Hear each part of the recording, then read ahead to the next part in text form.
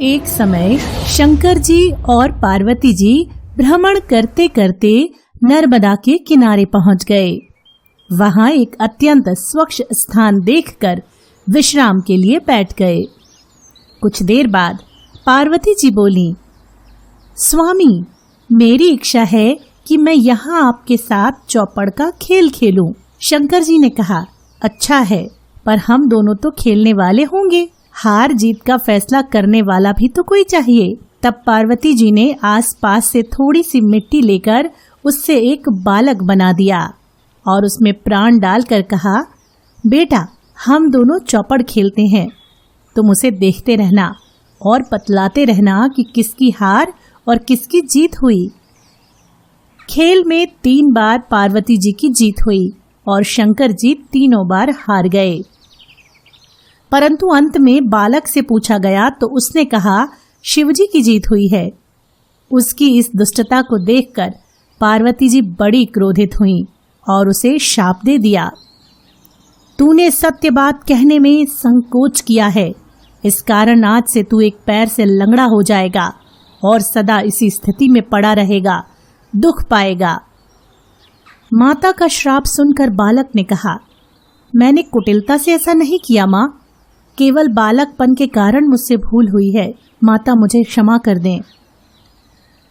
तब माता पार्वती ने दया करके कहा, जब इस नदी के तट पर नाग कन्याएं गणेश पूजन करने आए तो उनके उपदेशानुसार तुम गणेश जी का व्रत करना, उससे तुम्हारा ये श्राप दूर हो जाएगा। यह कहकर पार्वती जी और शंकर जी अंतर्ध्यान हो गए। कुछ समय बाद नाग कन्याएं गणेश पूजन के लिए नर्मदा के किनारे आईं। उस समय सावन का महीना था। नाग कन्याओं ने वहां रहकर गणेश जी का व्रत किया और उस बालक को भी व्रत कथा तथा पूजन की विधि बतलाई। नाग कन्याओं के चले जाने पर उस बालक ने 21 दिन तक गणेश जी का व्रत किया। तब गणेश जी प्रसन्न होकर प्रकट हुए और बोले, मैं तुम्हारे व्रत से बहुत प्रसन्न हूँ, जो इच्छा हो वर मांगो। बालक ने कहा, हे प्रभु, मेरे पांव में शक्ति आ जाए और मेरा लंगड़ापन दूर हो जाए, जिससे मैं कैलाश पर चला जाऊं और वहां माता पिता की सेवा कर सकूं। गणेश जी वरदान देकर अंतर्ध्यान हो गए। बालक शीघ्र ही कैलाश पहुंचकर शिवजी के चरणों पर गिर पड़ा। शिवजी ने पूछा, तुमने ऐसा कौन सा व्रत किया जिससे पार्वती जी के शाप से मुक्त होकर यहाँ तक आ पहुंचे? मुझे भी बताओ, जिसे करके मैं पार्वती जी को प्राप्त कर सकूं। क्योंकि उस दिन से क्रुद्ध होकर वे चली गई हैं, तब से मेरे पास नहीं आई। बालक ने तब गणेश जी के व्रत के बारे में बताया।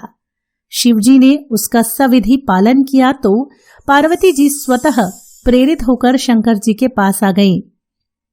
तो दोस्तों, इस प्रकार गणेश जी का व्रत सभी कामनाओं को पूर्ण करने वाला है।